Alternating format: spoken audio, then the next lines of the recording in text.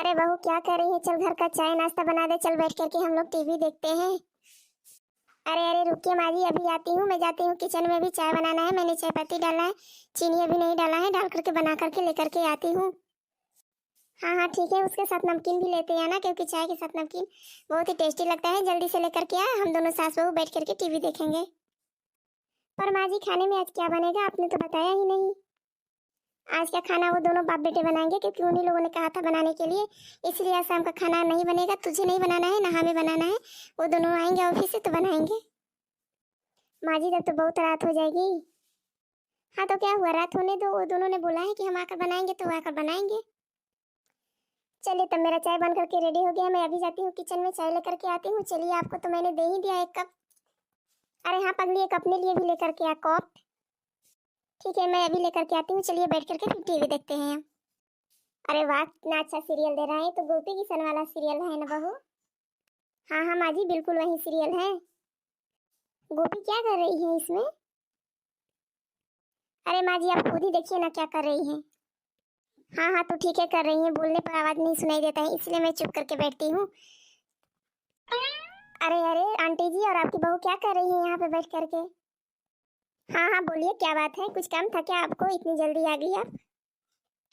अरे हाँ हाँ मुझे काम था, मेरे घर में भी चीनी खत्म हो गया था। शाम का टाइम हो गया है ना, चाय पकाना है।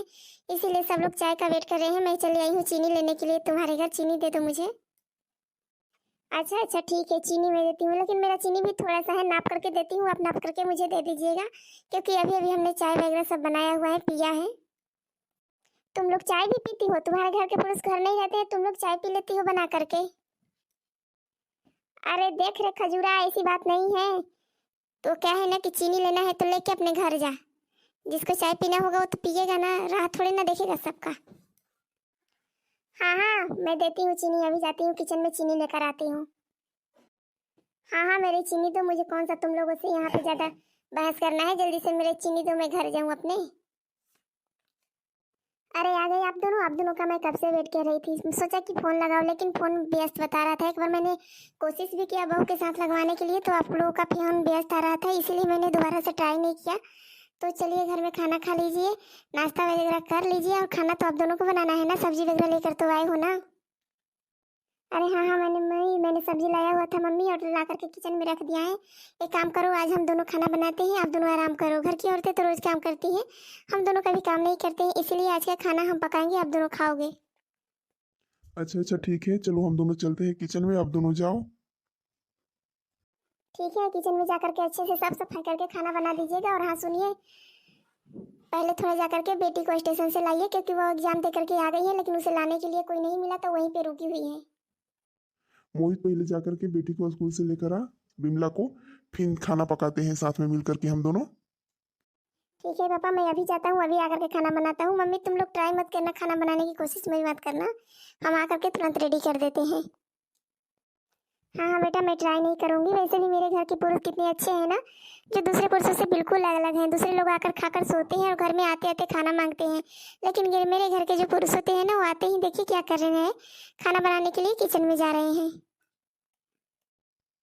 अरे मोटका, घर में कुछ हो या ना हो, सबसे पहले अपनी बराबरी की जिम्मेदारी एक औरत को देनी चाहिए। दोनों में से किसी की भी कमी की तुलना महसूस नहीं करनी चाहिए, इसीलिए घर में सुखी और संबंध बना रहता है। हाँ हाँ ये बात तो आप सही बोल रहे हो। तो ठीक है पापा हम चलते हैं, अभी आते हैं। ठीक है तुम जाओ। और हाँ बेटा बहू को भी साथ में ले जाना, क्योंकि उसकी भी तबीयत खराब है। अगर वो दवा नहीं खाएगी तो और भी उसकी तबीयत बिगड़ जाएगी, तो तुम लोग कहोगे कि उसकी तबीयत बिगाड़ करके रख दी है। जबकि मैं पूरे दिन उसको कुछ भी करने के लिए नहीं बोलती हूँ, जो भी करती है अपने मन से करती है, फिर भी उसकी तबीयत खराब हो चुकी है। अच्छा हुआ जो आज आप लोगों ने कह दिया खाना बनाने के लिए, नहीं तो पता नहीं वो कैसे खाना बनाती। मुझे तो किचन में जाने ही नहीं देती है, और पता नहीं कैसे कैसे वो खाना बनाती। हाँ हाँ मोहित, मना कर दो बहू को घर में किचन में ना जाने के लिए, नहीं तो उसकी तबीयत खराब हो जाएगी, तो फिर उसे हॉस्पिटल कौन लेकर के जाएगा। रोज के रोज दवा कराना पड़ता है। इसमें तो मजबूरी लगती है ना, क्योंकि दुकान बंद करना पड़ता है, तब जा करके किसी की दवा कराओ। इससे अच्छा तो यही है ना कि वो फोन में अपने घर में ही रहे, काम करे, थोड़े से चंचल रहे दवा खा करके। ठीक है। अरे क्या बात है खजूरा, आज फिर से तू आ गई मेरे घर में?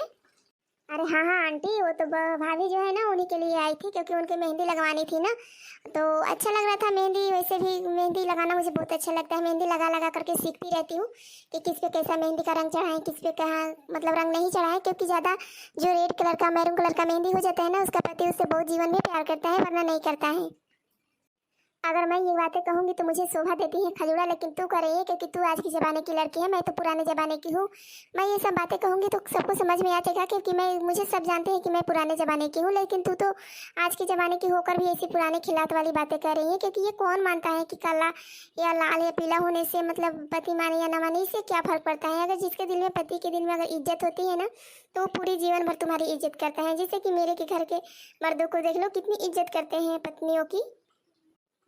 हाँ तो ये बात सही नहीं है भाभी जी, माँ आंटी जी।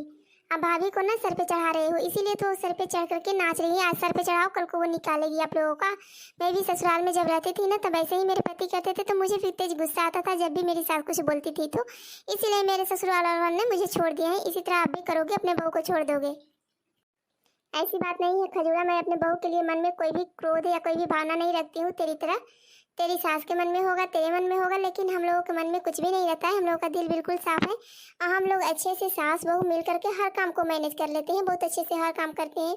जैसे किसी को खाना देना, पानी देना, घर का झाड़ू पोछा बर्तन, सब लोग हम दोनों साथ मिल करके कर लेते हैं सास बहू। इसमें कोई झगड़ा भी नहीं होता है, टाइम भी पास हो जाता है, हमारा शरीर का जो व्यायाम कसरत होता है वो भी हो जाता है, और हम दोनों के काम भी जल्दी निपट जाते हैं। इसीलिए कभी झगड़ा होता ही नहीं है। आप तो बहुत अच्छे से सफाई दे लेती हो आंटी जी। सच बोलने में डर कैसा है खजूरा, सच्चाई का तो साथ हम हमेशा देते हैं। इसीलिए तो मुझे झूठ बोलना नहीं आता। इसीलिए मैं किसी महिलाओं के सामने बैठती नहीं हुई, उन महिलाओं के सामने जो अपनी बहुओं के घर की शिकायत करती रहती है कि मेरी बहू ऐसी है तो वैसी है तो वैसी है। इससे क्या प्रॉब्लम होती है मुझे इसे नहीं पता, लेकिन देख मैं तुमसे बोल रही हूँ ना, ये सब बातें किसी और से जा करके मत कहना, जहाँ है वहीं पे ख़त्म कर दे। हाँ हाँ क्यों नहीं, वहीं पे ख़त्म कर देती हूँ आंटी जी।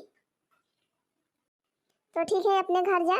अभी वो मेहंदी नहीं लगवाएगी, लेकिन एक बात को हमेशा याद रखना, किसी की भी इज्जत दिल से करनी चाहिए, उसके कपड़े पहनावे शरीर देख करके नहीं, समझी। हाँ हाँ समझ गई।